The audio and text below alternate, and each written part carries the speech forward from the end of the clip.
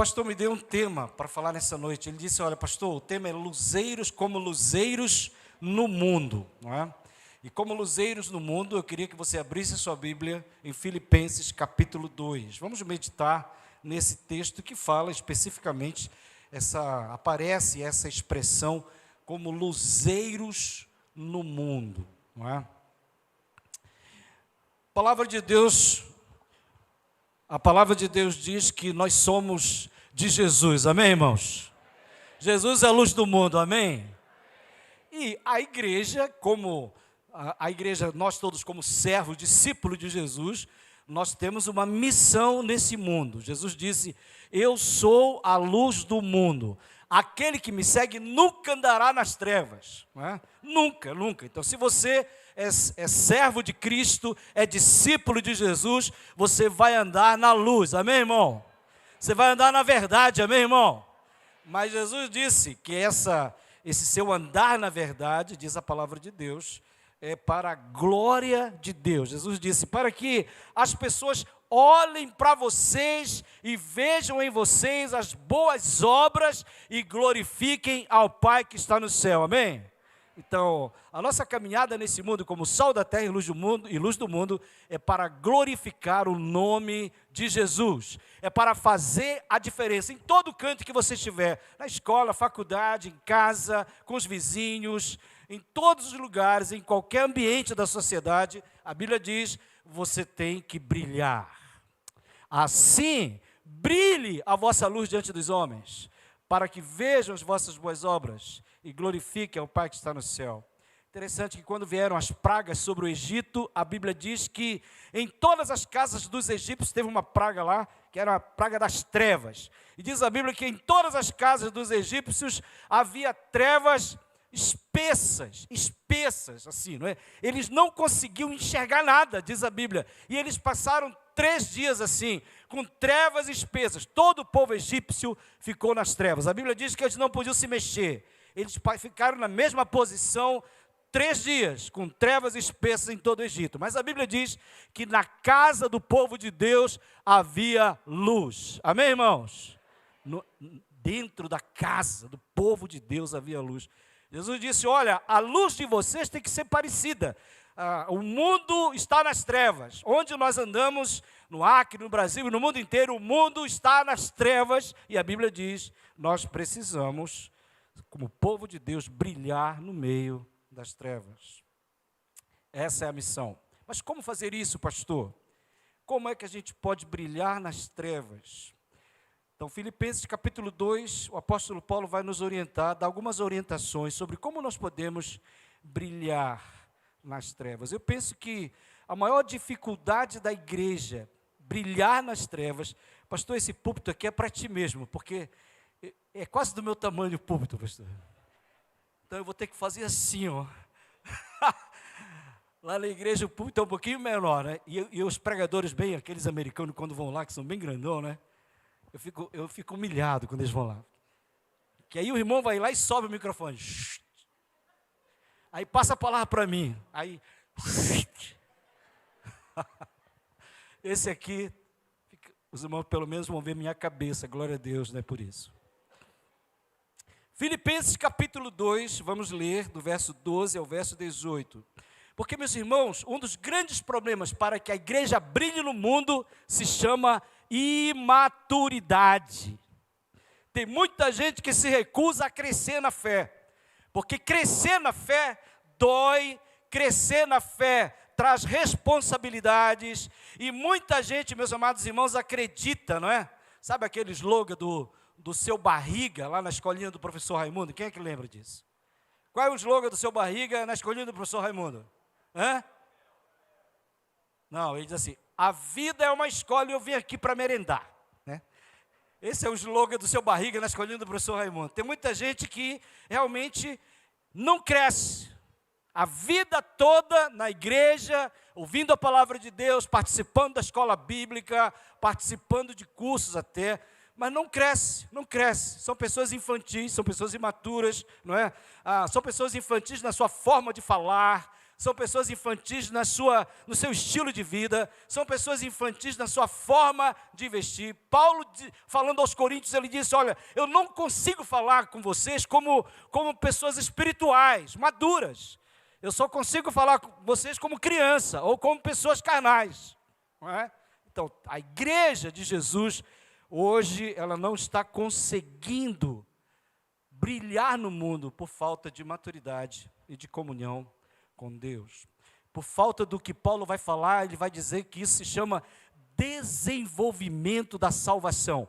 Operacionalizar a sua salvação. Não é? Muitas pessoas, meus irmãos, não querem envelhecer, não querem crescer, muitos outros apodrecem, mas não amadurecem, e um ano após outro, muitos crentes continuam com o mesmo comportamento debilóide, com o mesmo comportamento de gente que não conhece a palavra de Deus e que não quer exercitar as suas faculdades adultas no ponto de vista cristão.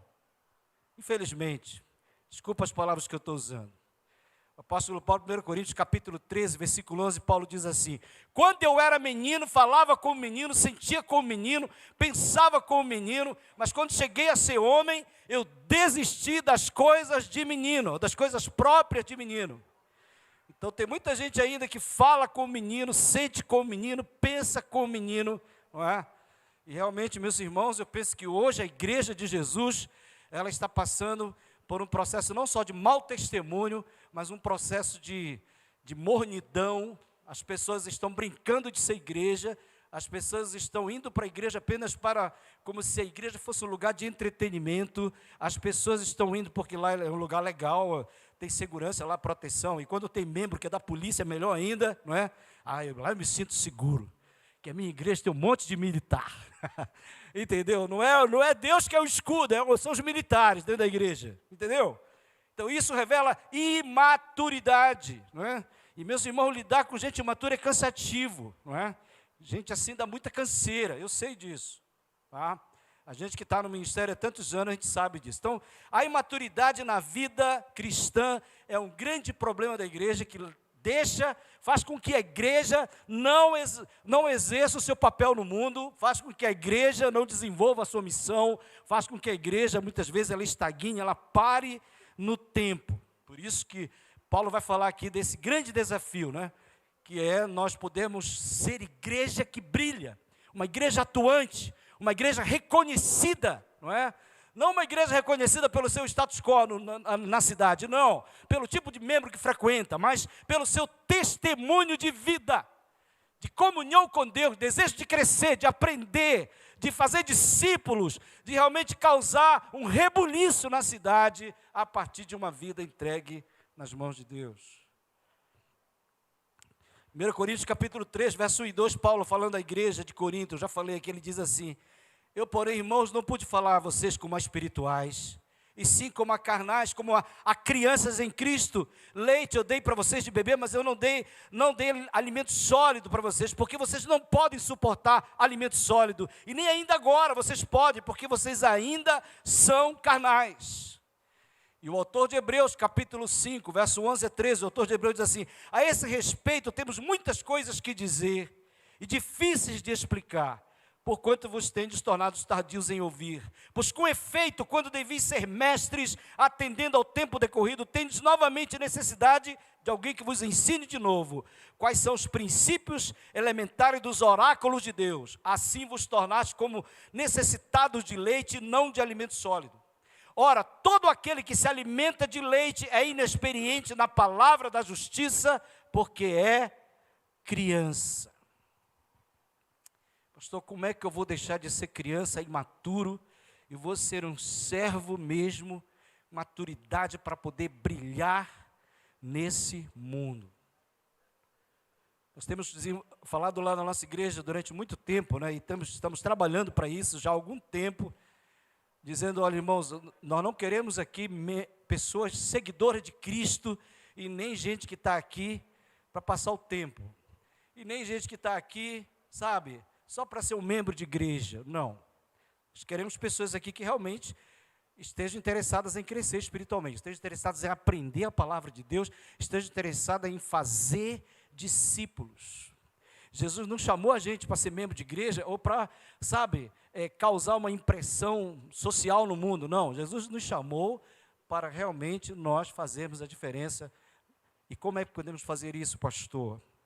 O apóstolo Paulo vai dizer, Filipenses capítulo 2, verso 12 a 18, ele diz assim: meus amados, como vocês sempre obedeceram, não só na minha presença, porém muito mais agora na minha ausência, desenvolvam a sua salvação com temor e tremor, porque Deus é quem efetua em vocês tanto querer como realizar, segundo a sua boa vontade. Façam tudo sem murmurações e nem discussões, para que sejam irrepreensíveis e puros, filhos de Deus inculpáveis, no meio de uma geração pervertida e corrupta, na qual vocês brilham como luzeiros no mundo. Preservando a palavra da vida, assim no dia de Cristo, eu poderei me gloriar de que não corri em vão, nem me esforcei inutilmente. Entretanto, mesmo que eu seja oferecido como libação sobre o sacrifício e serviço da fé que vocês têm, eu fico contente e me alegro com todos vocês. Assim também vocês, pela mesma razão, fiquem contentes e se alegrem comigo. Obrigado, Pai, pela Tua palavra, Senhor, que nós possamos praticá-la, Senhor, em nossa vida, e que o Senhor nos ajude a sermos fortalecidos por ela, em nome de Jesus, amém. Muito bem, meus irmãos, como nós podemos então amadurecer na vida cristã, como é que nós podemos dar bom testemunho na cidade, como é que nós podemos ser bênção na igreja, ser bênção na nossa família, em qualquer lugar que nós estivermos, darmos frutos para a glória de Deus, como é que nós podemos sair de um estado, né, de criancinhas em Cristo, para nós nos tornarmos servos de Deus. O pastor, servo de Deus usados pelo Senhor, o pastor Marcos falou aqui das fotos que os irmãos vão ver, não é? Ele disse, como é, pastor, que no início era muita gente... Eu tinha orelha. Mas o importante não é essa foto que os irmãos vão ver. O importante é a análise que você vai fazer da sua vida. Quem eu era há 30 anos atrás?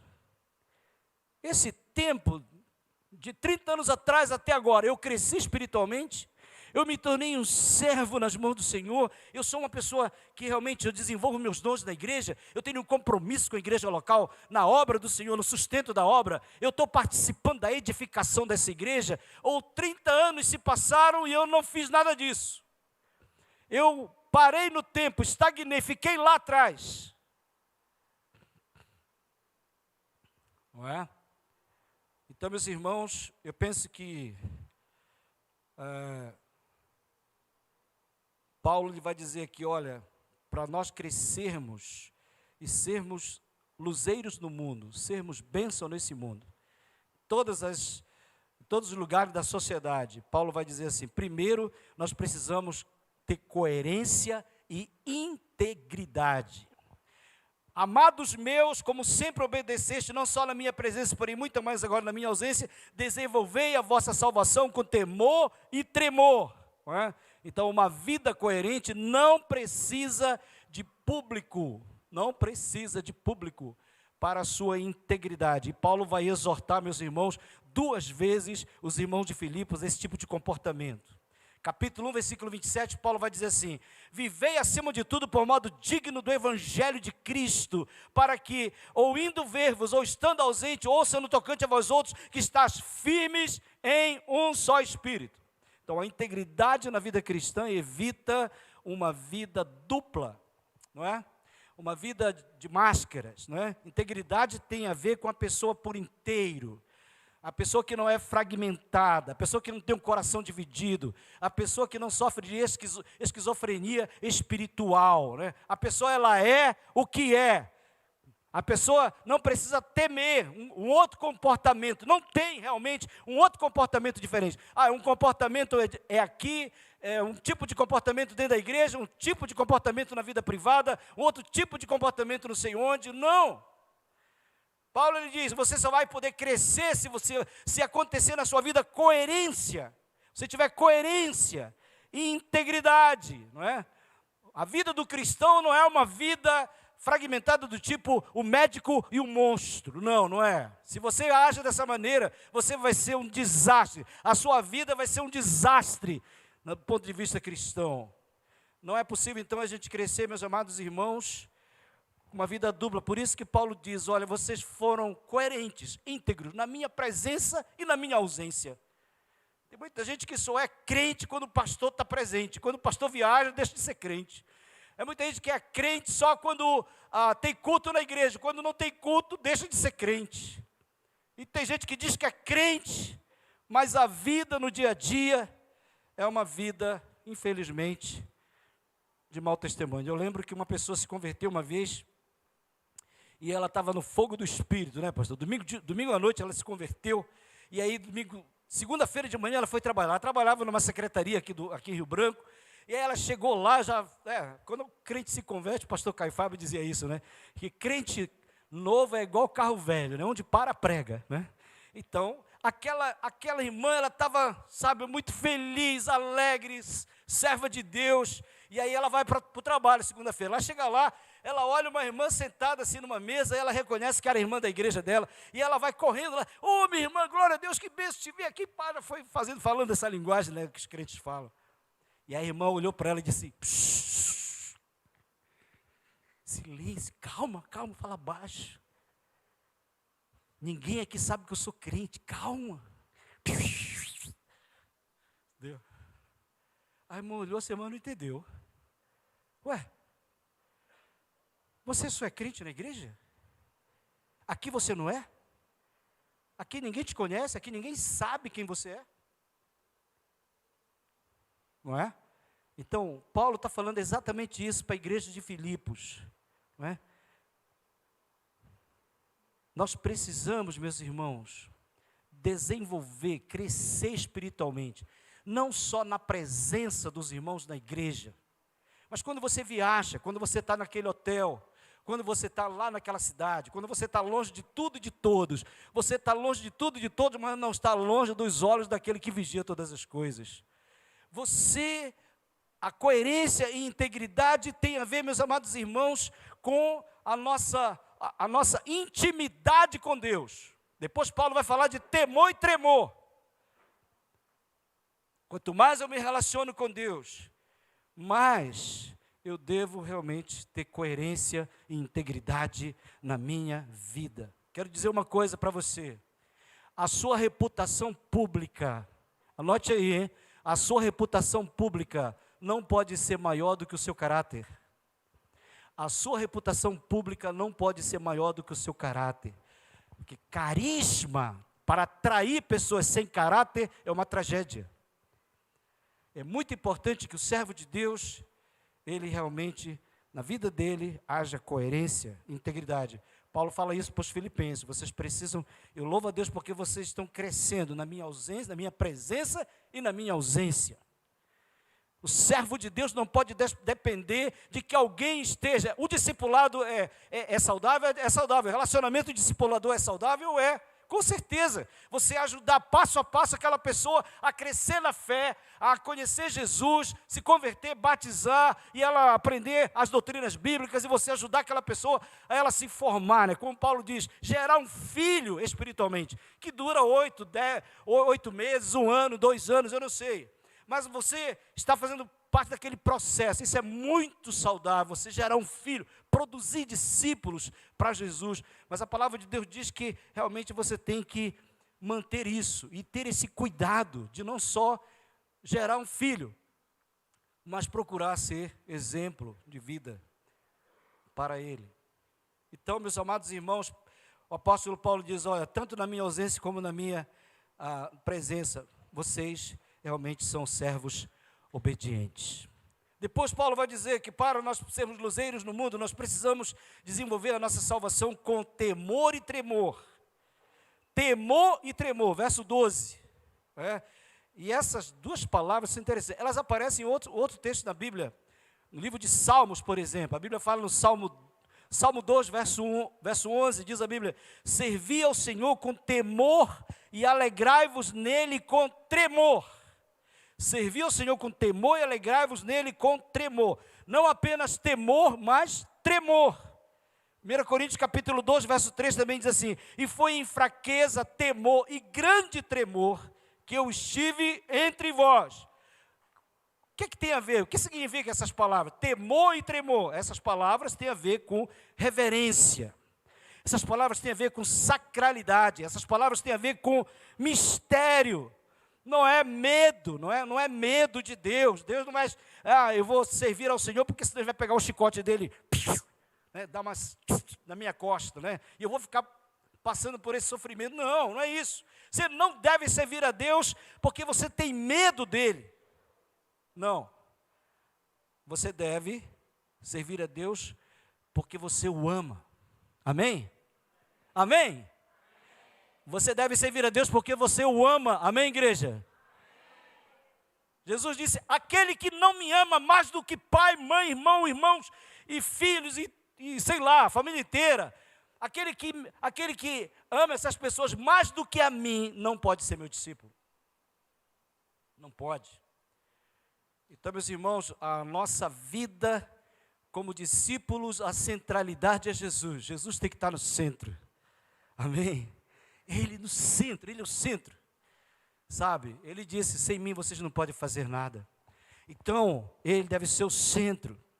E a Bíblia diz nos Salmos, essas duas palavras nos Salmos estão associadas à alegria. Alegrai-vos nele com tremor.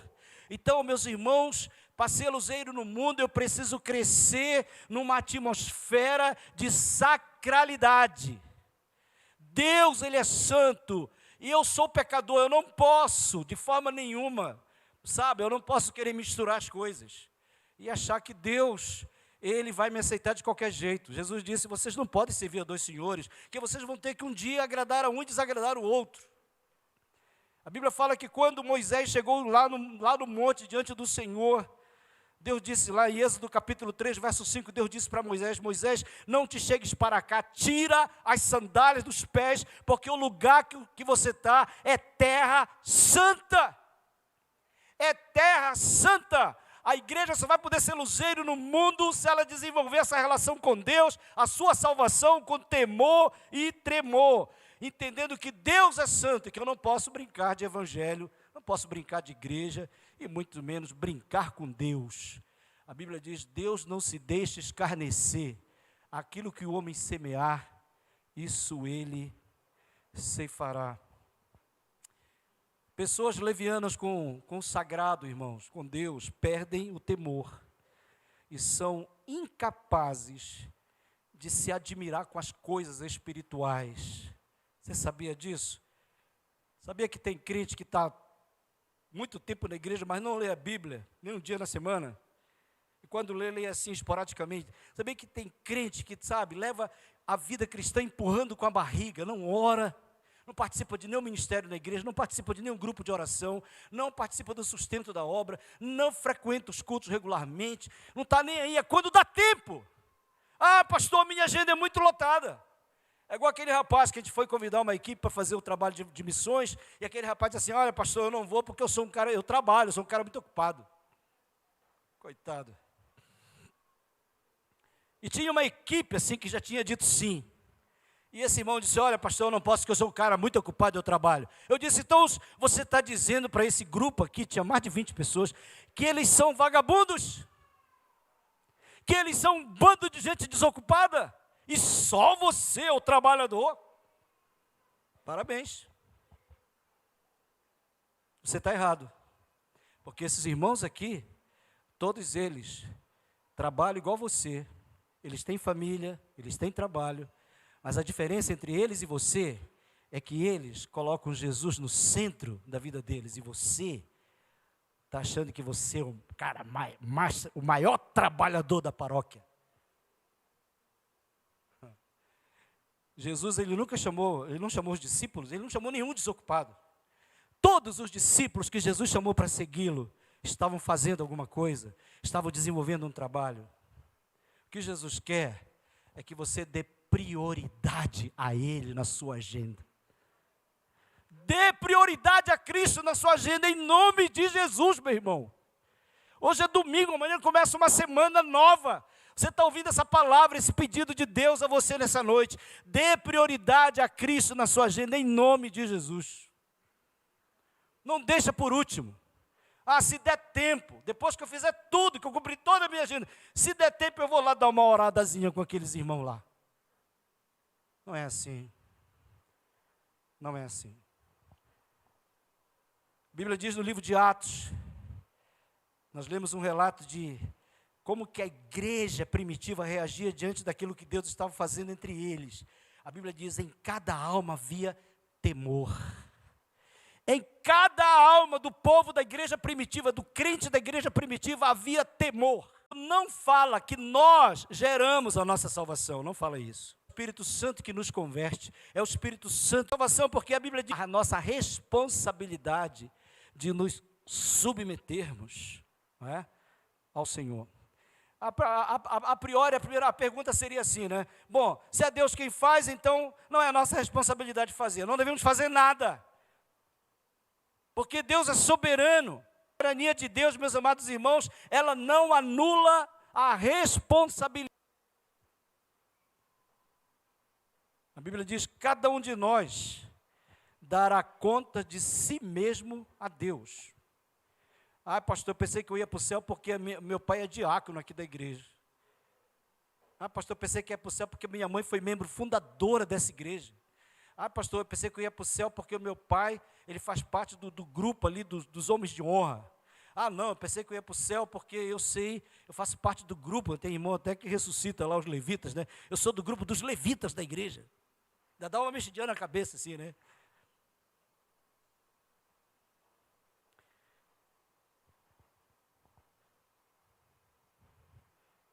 A palavra de Deus diz, meus irmãos, que Deus é soberano, é Ele que opera a salvação em nós. Mas a Bíblia diz, não é? O de Israel. Isaías, ele cai, a Bíblia diz, diante da glória de Deus. E aí Deus, então, diz assim, agora, o Deus santo e soberano, ele diz agora o seguinte, quem há de ir por nós? Isaías, nesse momento que está quebrantado diante de Deus, ele diz, eis-me aqui, Senhor, envia-me a mim. O Senhor é soberano sobre toda a terra. O Senhor coloca reis e destitui reis. O Senhor conduz tudo está debaixo do controle de Deus. Tudo está debaixo, inclusive essa política nojenta do Brasil. Tudo está debaixo do controle de Deus. Tem crente brigando com crente, esquecendo que quem está no controle é Deus. Não é o PT, não é PSDB, não é PL, não é coisa nenhuma, nem Bolsonaro, nem Lula, nem ninguém. Quem está no controle é Deus. E Ele reina soberano, amém, igreja? E eu não posso deixar que essa política nojenta destrua o meu relacionamento com meus irmãos na igreja. Não posso. Não posso. Mas vamos voltar ao texto, desculpa o desabafo. Deus, meus irmãos, Ele opera tudo em todos, amém? Ele é soberano, diz a palavra de Deus, Ele é soberano, porque dEle, por Ele, para Ele, são todas as coisas. Romanos 11:36, glória, pois a Ele eternamente. Quando a gente olha para a soberania de Deus, isso afasta todo tipo de presunção que possa existir no nosso coração. Todo tipo de presunção. Nós sabemos que nós não somos por nós mesmos capazes de fazer nada, mas a Bíblia diz, Deus, Ele opera o querer, mas Ele opera também o efetuar. A Bíblia diz, meus amados irmãos, que a nossa capacidade, ela vem de Deus, amém? Diga, a minha capacidade vem de Deus. Diga mais forte, a minha capacidade vem de Deus, amém? Não esqueça isso, você não é nada, você não sabe nada. Você só é o que é e só faz o que faz, porque Deus tem tido misericórdia de você. Que Deus tem tido misericórdia. A Bíblia ensina que Deus está conduzindo a história pela sua soberana vontade. E a Bíblia diz que tudo será feito conforme Deus quer. Como Ele deseja fazer, por que a gente precisa orar? Não é? A nossa oração não vai mudar o plano de Deus, então a gente não precisa orar. Mas isso é equivocado, meus amados irmãos, porque a Bíblia diz que Jesus, Ele era o próprio Deus, Ele é o próprio Deus, mas Ele orava. E se Jesus orava, mesmo sendo Deus, e é a vontade dEle que tem que ser feita. E esse querer aqui tem a ver com o processo volitivo, né, com a vontade. Deus, ele precisa inclinar o nosso coração à santidade. O Espírito Santo, ele nos transforma. Nós nascemos de novo pela obra de Deus em nós. Ele nos impulsiona para a luz, em direção a Ele mesmo. E como filhos da luz, gerado pelo Espírito Santo, nós saímos das trevas, temos tristeza pelo pecado. Então, meus irmãos, esse é o impulso inicial. Sem esse impulso, a gente não consegue avançar na vida cristã. Mas ele diz que além dele operar o querer, ele opera o realizar. Ele diz, olha, eu não quero só dar a vocês o desejo de me servir, mas eu vou ajudar vocês a me servir. E ele então, esse realizar tem a ver com a capacidade para executar. Às vezes a gente quer fazer, mas a gente não sabe fazer, ou não fazemos, não é? Às vezes, por exemplo, você quer, quem aqui tentou esse ano fazer uma dieta para emagrecer? Glória a Deus, irmão. Conseguiu? Pastor. Eu queria sim, mas não deu, pastor, está aqui. E vai terminar o culto, você vai com certeza passar em alguma lanchonete e comer aquele baita daquele filé bacon, né? Meu preferido lá no Liras, viu, pastor? Filé bacon, uma delícia. Mas quantos de nós, meus irmãos, a gente quer emagrecer, a gente não consegue, porque a gente não consegue se disciplinar. Não consegue. A gente não consegue, a gente quer ir para a academia, não consegue acordar na hora. Eu decidi, pastor, entrar na academia. O pessoal ficava zoando em mim, eu disse, rapaz, eu vou entrar nessa academia. E aí eu estou indo. Perdi alguns quilos. Não mudou muito ainda, mas vai mudar, em nome de Jesus, vai mudar. A gente vai chegar lá. Precisamos ser disciplinados.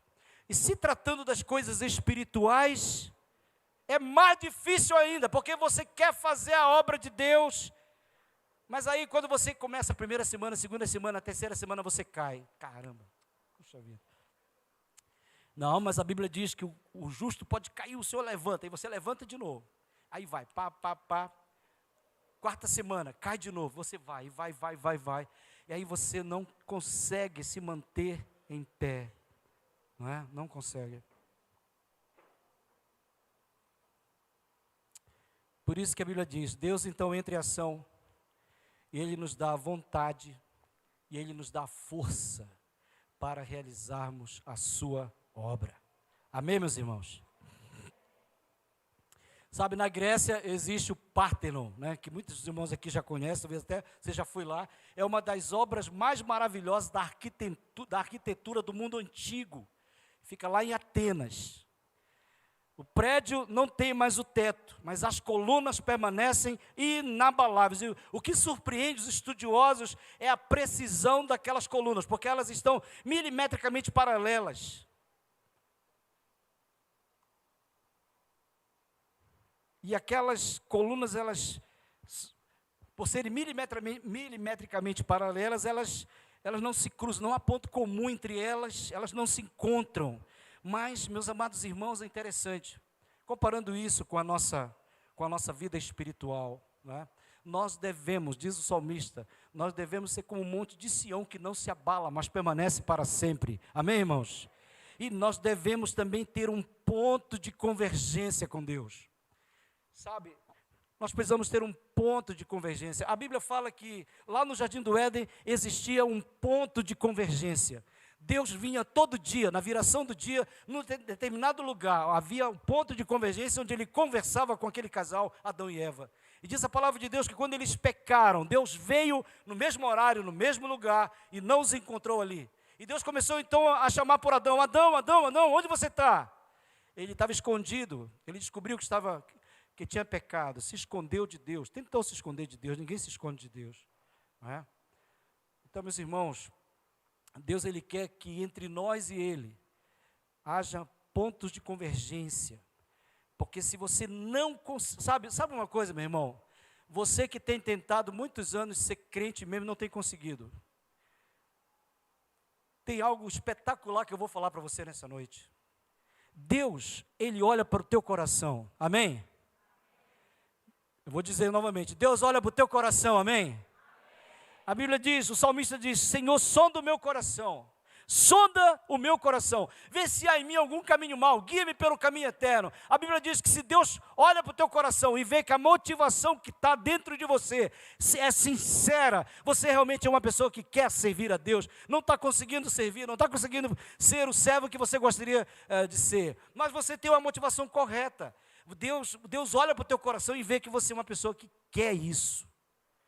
Sabe, a Bíblia diz que quando Deus olhou para o coração de Davi, Davi tinha feito tantas coisas erradas, mas Deus olhou para o coração dele e viu que a motivação dele não era essa. A motivação dele não era ficar no pecado, não era fazer tudo aquilo de ruim. Estava acontecendo com ele. A Bíblia diz que Deus virou o cativeiro de Davi, perdoou o seu pecado e transformou ele num homem segundo o coração de Deus. Deus está olhando para o teu coração. Se Ele olha para dentro do teu coração e vê que a motivação que está aí dentro é realmente uma motivação sincera, verdadeira, real, de uma pessoa que quer servir a Deus com integridade, Deus vai te abençoar, meu irmão, em nome de Jesus. Ele vai virar o teu cativeiro e você vai ser aquela pessoa que Deus quer que você seja. Em nome de Jesus. E esse versículo aqui fala da soberania de Deus e da responsabilidade humana. Isso não consegue caber na nossa mente porque são dialéticas, né? Aparentemente é um paradoxo, mas na eternidade, meus irmãos, isso aqui vai se cruzar, vai ter o ponto de convergência, e na eternidade a soberania de Deus e a vontade humana vão andar de mãos dadas. Glória a Deus. Por isso, desenvolva a vossa salvação, sabendo que Deus é que realiza em nós tanto querer como realizar. Não fique em crise por causa disso, né? Porque tem muita gente que é hipercalvinista, pensa de um jeito, outro é arminiano, pensa de outro jeito, mas aqui não tem crise, irmão, não tem crise teológica nenhuma. Descansa no Senhor. Paulo vai dizer que a vida cristã também, ela deve crescer. Você pode ser luzeiro nesse mundo se o seu ambiente de vida for um ambiente de louvor e gratidão. Por isso que ele diz, façam tudo sem murmuração e nem contenda. Sabe, será que é possível a gente conseguir crescer num ambiente de mau humor, num ambiente de reclamação, de raiva, não é? É aquele marido que volta para casa, ele está cansado pra caramba, ele chega em casa e a mulher, sabe, ao invés de receber ele com um caldinho, né, bem gostoso, né, aquela palavra carinhosa, entendeu? Um abraço, um beijo, né? Vem cá, meu querido, o cara está fedendo suor e tal, mas vem cá, meu amor e tal, e a mulher arrasta ele, né, e dá um caldo, entendeu? Calma aí.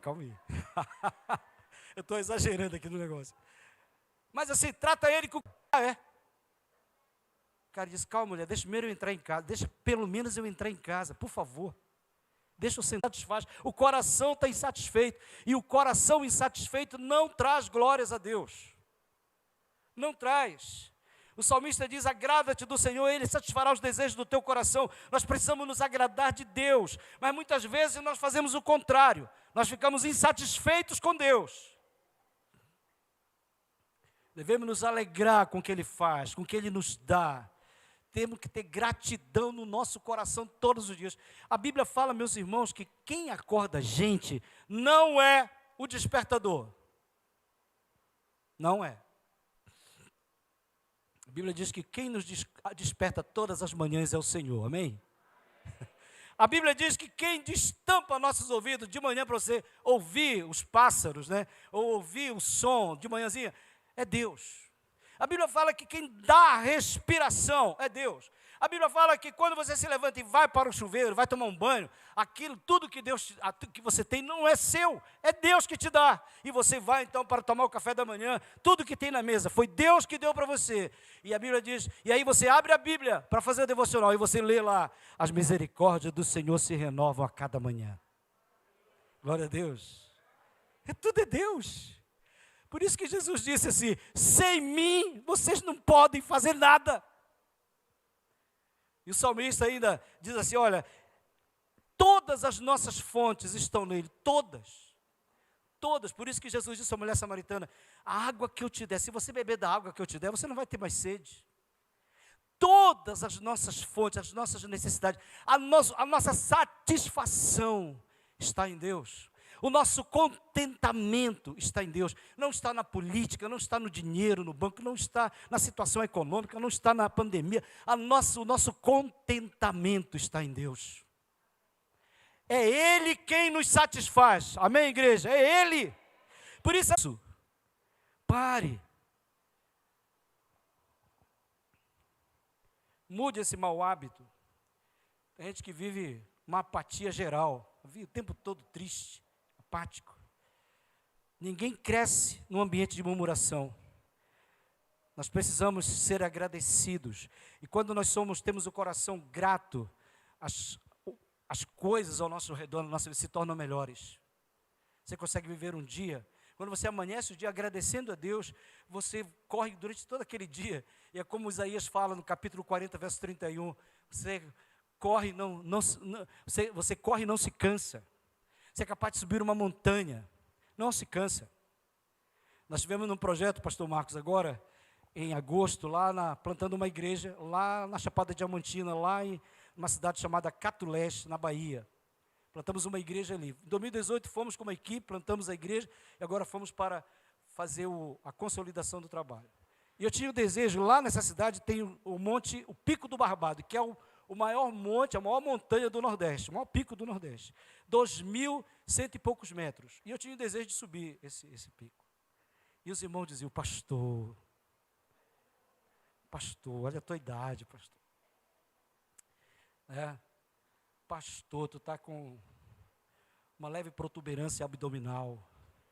Pastor, você, tu não vai aguentar. E aí parece que quanto mais falava, não vai, eu vou. E eu fui. Juntamos uma equipe de homens, claro, para me segurar na hora que a gente foi. Irmãos, que alegria. Foi muito cansativo, a gente foi subindo devagarzinho, foi. Quando eu cheguei lá naquela montanha, que eu vi a chapada lá de cima, as nuvens, assim, a gente estava bem pertinho do céu, parecia. Caramba, que experiência maravilhosa. Alguém aqui já escalou uma montanha? Quem já escalou uma montanha aqui? Subiu um pico. Só a graça do Senhor, né, pastor? Essa você não sabia, mas o pastor de vocês já escalou, hein? Depois perguntem para ele o resultado, mas é bênção. Você chega lá, e você lá de cima, você olha, que visão magnífica. Irmãos, eu fiquei lá, nós ficamos. Aí o pessoal, a gente vai descer logo, eu disse, não, a gente vai ficar aqui 2 horas, no mínimo.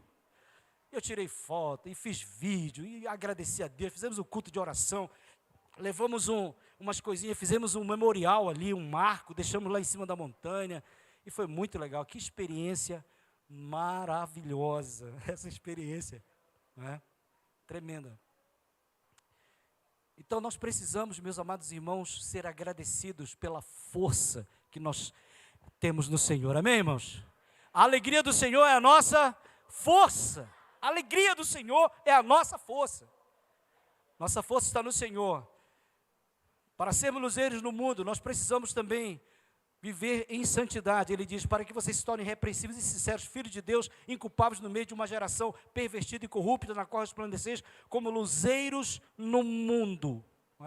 Meus irmãos, nós vivemos, disse Jesus, no meio de uma geração incrédula e perversa. Essa sociedade, ela está totalmente corrompida, ela vive nas trevas, Tem muito jovem crente, por exemplo, que pelo fato de não ter crescido espiritualmente, ser gente ainda imaturo, quando chega na universidade, acaba se perdendo com a promiscuidade e perversidade que tem na universidade, porque ainda não está devidamente preparado, não alcançou maturidade para enfrentar a universidade. Muitos deixam de ler a Bíblia, se afastam da comunhão com Deus, da igreja, perdem a autoridade espiritual, são incapazes de testemunhar, porque estão se envolvendo. A Bíblia diz, Paulo diz, não tome a forma desse mundo, cuidado, não tome a forma desse mundo. A mente de vocês tem que ser transformada, renovada, para vocês não seguirem o padrão desse mundo.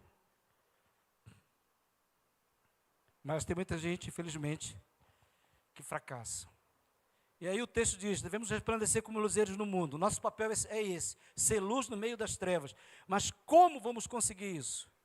Se não estamos conseguindo lidar com a nossa comunhão com Deus, não estamos levando Deus a sério, existe falta de santidade. Irmãos, a falta de santidade enfraquece o testemunho do Evangelho e faz as pessoas se distanciarem de Deus. Eu tenho certeza que a igreja evangélica hoje, no Brasil, ela perdeu, eu acho que mais de 50% da sua autoridade espiritual, porque ela se misturou com tudo isso que nós vemos por aí. Perdeu. E aí você vai pregar o evangelho e a pessoa vai dizer, qual é a igreja? Ah, é aquela igreja que fez isso e aquilo. Ah, é aquela que o pastor está assim. Ah, sim, sim. Tchau. Estou fora. Entendeu, meus irmãos? Paulo diz, olha, a falta de santidade vai enfraquecer o testemunho, vai afastar as pessoas de Deus. Sabe qual é o maior obstáculo às pessoas se converterem hoje? É realmente o mau testemunho dos crentes. Não é Satanás, não. É o mau testemunho dos crentes. Então, Paulo diz, se você deseja ser luzeiro nesse mundo, crescer em Cristo, é necessário você viver como filho de Deus inculpável, não é? Inculpável. Com culpa a gente não cresce. Tem muita gente na igreja, meu irmão, que está realmente cheio de culpa. Nós precisamos dizer, Senhor, em nome de Jesus, eu peço que o Senhor me purifique, limpe o meu coração, me ajude para que eu não carregue esse peso na minha vida. Mas Paulo vai dizer que no texto que também nós somos filhos de Deus irrepreensíveis. Ser filho de Deus irrepreensível significa que ninguém vai apontar o dedo e te acusar. Ninguém. E aí, meu irmão, só é possível ser luzeiro no mundo se eu decidir a viver dessa maneira. Me tornar irrepreensível e sincero, filho de Deus inculpável no meio de uma geração pervertida e corrupta. Vida de obediência. Eu quero sugerir aqui um livro, 2 livros. O livro número 1, A Busca da Santidade, de Jerry Bridges. Livro excelente, para você que quer realmente procurar viver uma vida com Deus. O segundo livro, Crescimento Espiritual, também do mesmo autor, Jerry Bridges. Esses 2 livros são excelentes para você que quer realmente viver em santidade diante do Pai. Buscar isso, cultivar isso diante de Deus. E terminando, Paulo diz no verso 16, vou até o 16, preservando a palavra da vida, para que no dia de Cristo eu me glorie de que não corri em vão, nem me esforcei inutilmente. Para nós sermos luzeiros no mundo, nós temos que pregar a palavra, viver a palavra, estudar a palavra, defender a palavra. Amém, meus irmãos? Preservar a palavra da vida. A palavra de Deus deve ser preservada. Ultimamente, muitos teólogos aí estão dizendo que a palavra de Deus, de forma equivocada, ela tem que ser atualizada. Está errado. Está errado. Preservar é manter. Paulo está dizendo, é preservar, não é atualizar, é preservar a palavra. E preservar é manter o que é, a essência da palavra, o pensamento da palavra. Quando você fala em atualizar a palavra, você está querendo dizer que vai rejeitar alguns pontos, que é isso que fizeram quando criaram a Bíblia inclusiva. Você sabia que existe no Brasil a Bíblia inclusiva? A Bíblia inclusiva é exatamente uma heresia, porque eles atualizaram, eles tiraram todos aqueles pontos que falavam a doutrina bíblica ou a exortação de Deus com relação às práticas do pecado, eles tiraram tudo isso, para que eles pudessem ler a Bíblia e não encontrar esses textos que apresentassem os seus erros, os seus pecados. Paulo diz, preserve a palavra da vida. Se a Bíblia fala de pecado num tom mais forte, a gente não precisa tentar ficar adequando a mentalidade humana. Não é bem assim não. Paulo, aí você tenta,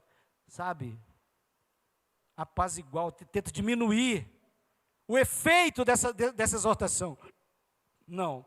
A Bíblia diz que nós não podemos suprimir a verdade. Podemos tornar essa verdade branda em relação ao pecado. Certa vez, diz a Bíblia em João capítulo 6, verso 60, muitos dos discípulos ouviram as palavras do Senhor e disseram, duro é esse discurso, quem o pode ouvir? Mas Jesus, sabendo por si mesmo que eles murmuravam a respeito de suas palavras, interpelou dizendo, isso vos escandaliza?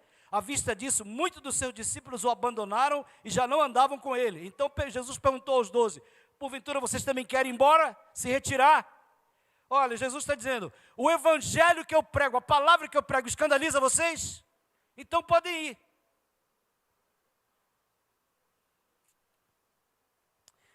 Realmente, meus amados irmãos, o evangelho é um escândalo. A cruz é um escândalo.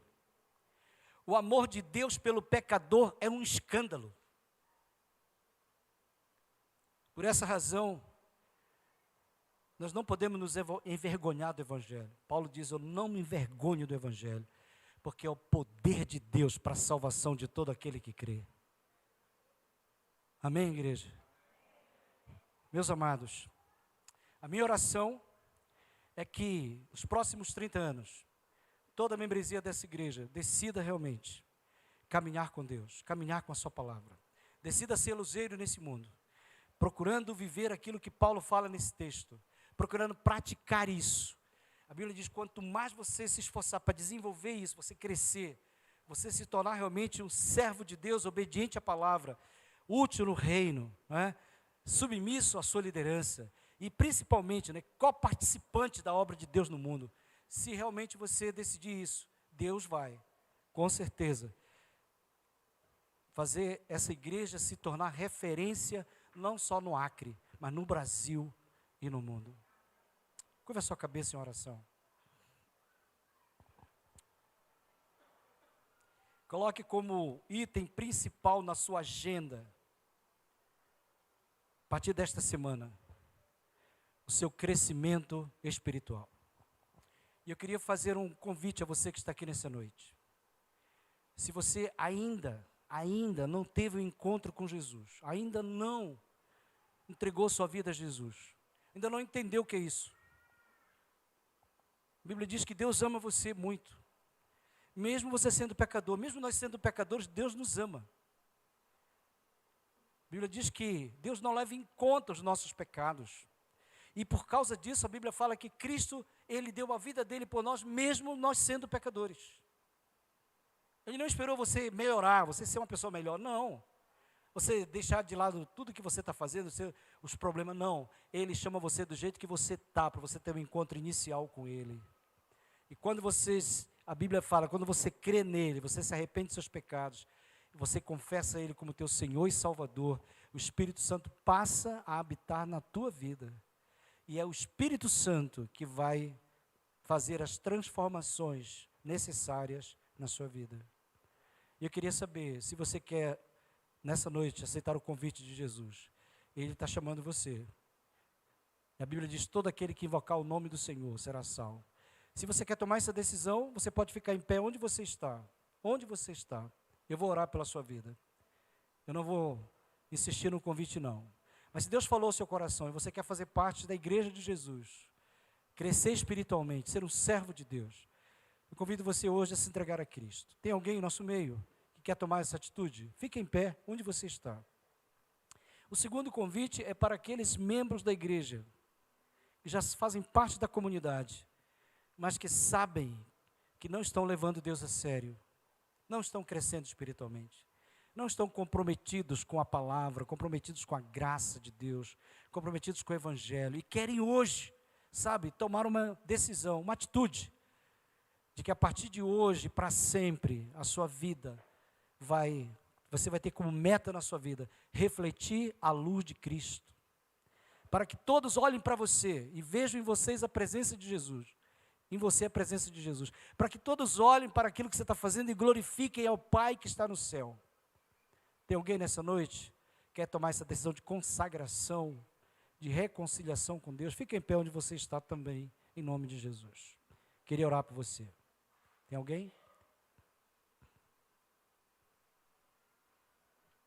Nosso Deus e Pai, obrigado, Pai, por estarmos aqui, podemos compartilhar Tua palavra. Obrigado, Deus, porque a Tua palavra, ela é viva e eficaz. A Tua palavra, Senhor, é lâmpada para os nossos pés, luz para os nossos caminhos. E é através da Tua palavra, Senhor, que nós crescemos em nossa comunhão contigo e também, ó Deus, crescemos no testemunho e na nossa missão aqui na terra. Deus amado, nós oramos para que esta palavra fique gravada nos corações e que o Teu povo, Senhor, nesses próximos anos, realmente decida com muito amor por Ti, pela igreja e pela Tua palavra, decida crescer, mudar de vida, ser instrumentos úteis na casa do Senhor e especialmente, Senhor, ser instrumentos do Senhor para a transformação desta sociedade que está nas trevas. Ó Deus, abençoa esta igreja, sua liderança, abençoa cada membro, que a Tua graça esteja sendo derramada na vida do Teu povo, Senhor, em nome de Jesus. Amém. Obrigado, pastor, pelo convite. Deus te abençoe. Tá bom? Deus abençoe, meus irmãos. Fiquem na paz.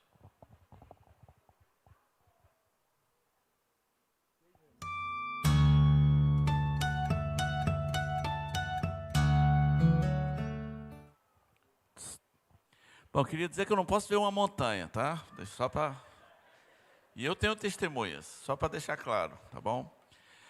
Queridos, vamos conhecer um pouquinho da nossa história aqui. Rose, me traz aqui esse controle, por favor, filho.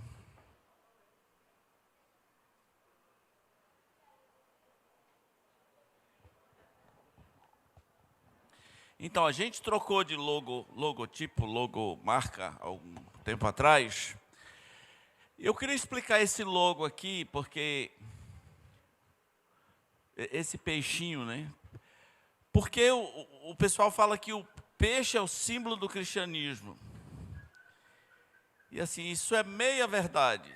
Não é o peixe, é a palavra peixe em grego, que traziam 5 letras, como se fossem os nossos JCFDS. A palavra ictos, que eles transformaram, os primeiros cristãos transformaram numa sigla, que era mais ou menos assim, Iosus Christos Iu Toteos Soteros. Quer dizer, Jesus Cristo, Filho de Deus, Salvador. Isso é o peixe, tá? Isso é a sigla peixe, a palavra ictos, Jesus Cristo, Filho de Deus, Salvador. Só para explicar o logo, tá bom? Pode passar. Então, essa igreja surge nos anos 90, virada do milênio, né? Muito significativo isso. Esse é o pastor Sullivan, ele foi o fundador desse trabalho com a sua esposa, a irmã Vanilda, né? Um trabalho que começou ali no Tangará, na casa do irmão Ayrton, se eu não estou enganado. Aquele atrás ali é o Zé Francisco, né? É o Zé Francisco. Ok. Aqui primeiro, abre aqui um pouquinho essa cortina aqui, deixa eu abrir aqui. Abre aí, por favor. Aqui, primeiras reuniões. Ali é a Isanete. Isanete está ali atrás. Bem-vinda, minha irmã. Aqui é Karine, Diego, irmã Vanilda, que era a esposa do pastor Sullivan. Não sei não. William, né, que já faleceu. A Maria, esposa do William. Ednês, mãe do Ayrton, Daniel, Nilson. Pode passar. Aqui, lá na casa do Ayrton, eu acho ainda, a irmã Elizabeth, irmã Vanilda, umas americanas aqui que eu não sei o nome, irmã Marlene e uma criança. Aqui os primeiros batismos, né? Ayrton, você foi o primeiro batizado? O Ayrton é o primeiro batizado, né? O Ayrton é o primeiro, olha que coisa, né? Esse é o pastor Miguel, ele é americano, que mora em Cruzeiro do Sul há muitos anos. Essa igreja aqui é filha da PIB de Cruzeiro do Sul, e pastor Miguel vinha muito aqui nos começos. Pode passar. Então vieram outros batismos, né? O pessoal gostava de batizar no Igarapé. Hoje a gente tem um tanque aqui debaixo dessa plataforma e transmite um sinal de TV para o telão, né? Mas nesse tempo o pessoal gostava muito, o negócio era os igarapés. Pode ir.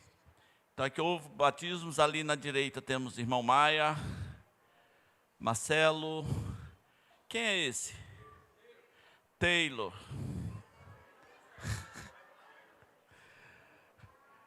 Pois é. Aqui Renata, né? Pode passar.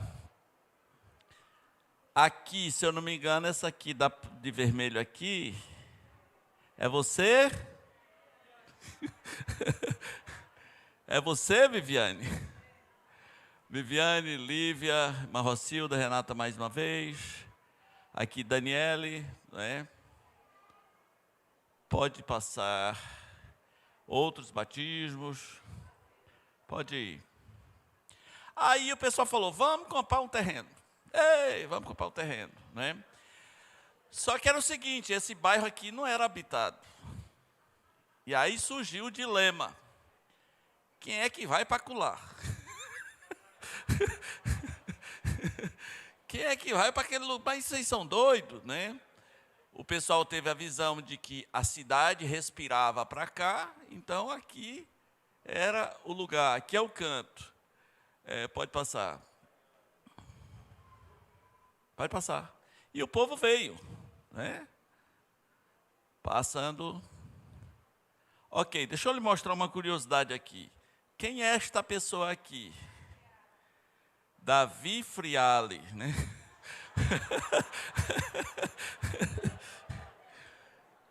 Davi está aqui hoje, não? Davi Friale Xeremeto, né? Cada história que a gente ouvia do Davi. Esse aqui é o Raimundo Vaz, né, se não me engano. Maurílio que conhece bem as histórias do Davi, né? Vamos lá, vamos lá. As primeiras crianças, tá? Eu queria mostrar uma pessoa aqui para vocês. Olha, quem é esse menino de gravata aqui? Taylor. E esse aqui é o Marcelo, né? Agora, isso aqui não pode ser a Sabrina. Então é a mãe biológica da Sabrina, se não me engano. É o clone, né? A Daça, Karine de novo. Não sei não. Tabita e Thalita. Pode ir. Quem chegou?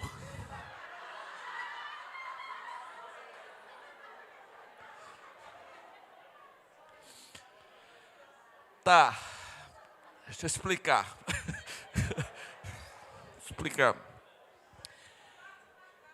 Eu era pastor em Macau e tinha vindo para cá porque eu queria parar 30 dias, eu estava indo para Roraima, havia uma negociação do convite, e eu fui meio que desconvidado. A igreja teve uma crise lá, e a gente ficou aqui orando, pedindo uma direção de Deus. Aí conhecemos aqui a igreja, e parece que pintou um clima, né?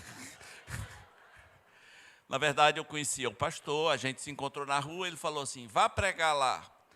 Eu fui, nunca mais parei. Quem congrega aqui sabe que foi exatamente assim. Disparei, nunca mais parei de pregar nessa igreja. Aqui está o Ulisses, né? Nosso irmão Ulisses, coronel Ulisses.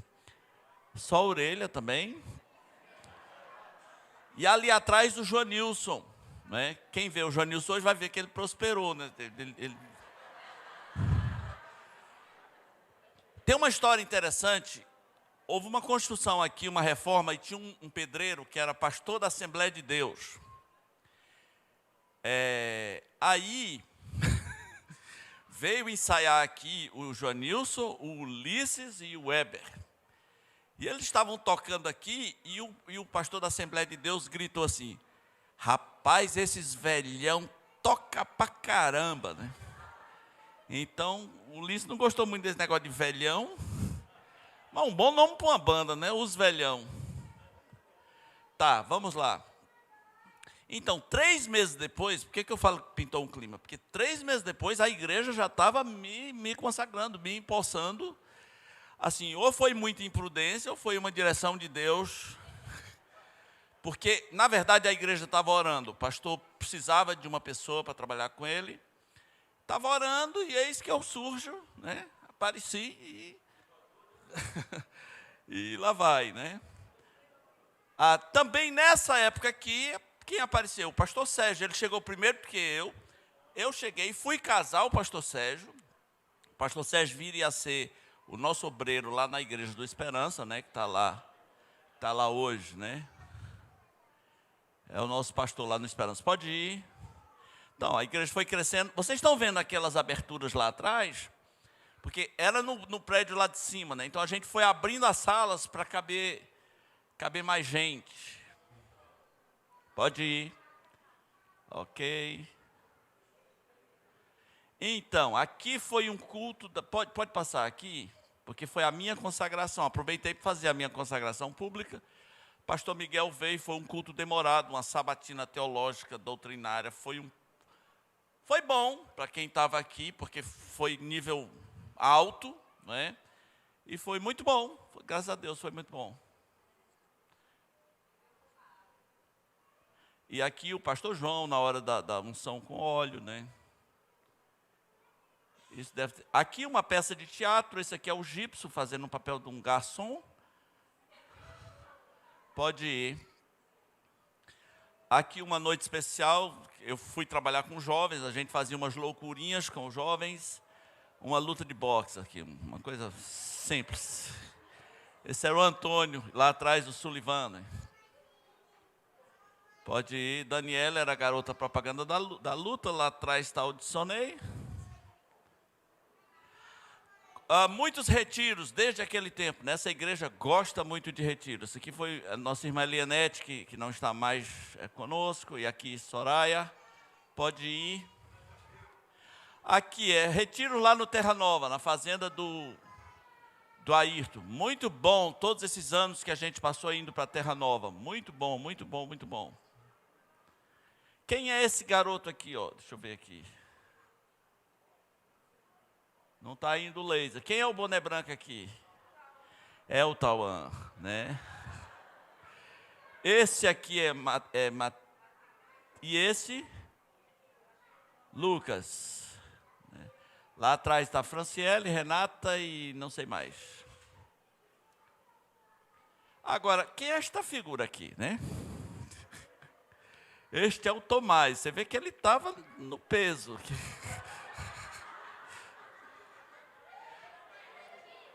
Estava em forma. E aqui é Jeffrey Lopes. Pode ir. A igreja nos começos tinha muito coral, muito ensaio de coral. Só aqui, ó, se tem alguém que participava dos corais da época, fala assim, eu. Olha, pois é. Esse aqui é o irmão Raimundo Donato, já faleceu, é um escritor, poeta, uma figura, né? Pode ir. A Alice já era uma senhora desde esse tempo, né? Aqui a Beth, a mãe do irmão Alberto. Um dia o regente faltou, e eu também sou regente, não sei se você sabe, subo montanha, sou regente. Fui reger o coral, né? Aqui estão, Dayana, você está aí, Dayana? Diga eu. Aqui, Maria de Nazaré, Nilcilene, pode ir. Primeiros grupos de louvores, a gente começou, né, trabalhar com ministérios de louvor, está aqui o Romeu, Zeneide. Aqui, muitos passeios. Esse aqui, você está aqui, diga eu. Esse aqui, da luz. Era você, Maurília, era você. Não se esconda, não. Gente, é quase transparente assim, né? Jesus, as pessoas eram magras demais. Papai, pode ir. Então, novas crianças vieram surgindo. Aqui é Jonatas, Cidinha, né? Mayra, Ranieri aqui, né? Vamos lá. Outras crianças. Esse aqui é americano. Como é o nome desse aqui? Samuel, né? O outro Samuel. Quem é essa aqui? Rebeca. Irmã Leia, né? No berçário. Pode ir. Aqui umas gerações de jovens, né? Eu queria chamar a atenção para essa pessoa aqui, tá? Espera aí.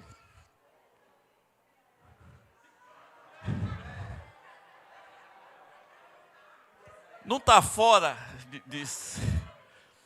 de sintonia. Tem uma pessoa velha aqui, não tem? Ele já era velho, mas ele queria estar com os jovens, né? Ok, vamos lá. Nesse tempo também, o Davi Hatcher passou aqui algumas vezes, a gente fez uns trabalhos juntos, fizemos alguma coisa com os jovens. Depois o Davi ficou fazendo uma oficina do casamento umas 3 vezes, depois eu assumi a oficina do casamento. O Davi hoje é notícia no Jornal Nacional todos os anos, por causa de um trabalho que eles fazem de fim de ano lá em Manaus, na NIB, né? Nova Igreja Batista, um trabalho de Natal. Mas aqui ali está a Marcela, o Ricardo, a Silvângela, etc. Pode passar. Aqui mais uma com o Davi. Ok, pode ir indo. Aqui, aí chegou o outro. Né? Chegou o pastor Ernesto, com Vângela e Lucas e Daniel. Agora, passe aí, por favor. Então, essa foto do Lucas eu não estou entendendo, porque volta à anterior, volte lá. Aqui está tão tchuc-tchuc, mas passa para a próxima. Aqui está metaleiro, eu não sei. Tá bom, o pastor Ernesto está conosco desde quando, pastor? 2010, né? 12 anos. E aí viemos para o novo ambiente, que é esse ambiente que a gente está aqui agora, não é? Houve a apresentação aqui de uma criança, ali a nossa irmã Helenice, nosso irmão Fábio. Quem é a pessoa que está no braço da irmã Helenice? Maria. Maria, você está aí? Diga eu. Cadê Maria? Levaram a Maria, né? E aqui, gente, na cidade aqui, nossa extensão está no Esperança, nossa igreja lá do Esperança, hoje com o pastor Sérgio, como eu falei, passa mais... O que a Silvânia está fazendo lá no Esperança, né? Ok, eu acho que fechou aqui.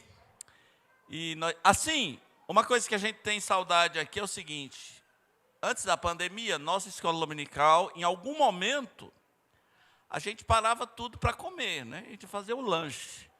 E com a pandemia, o Ministério do Lanche pandemizou, né? O pessoal não voltou com a mesma... Mas foi uns 15 anos fazendo isso. Não sei se a gente vai voltar um dia, né? Mas é muito legal parar tudo para tomar café junto. Foi muito, muito bom. Um evento que a gente também parou, devemos voltar, que foi a Conferência Raiz.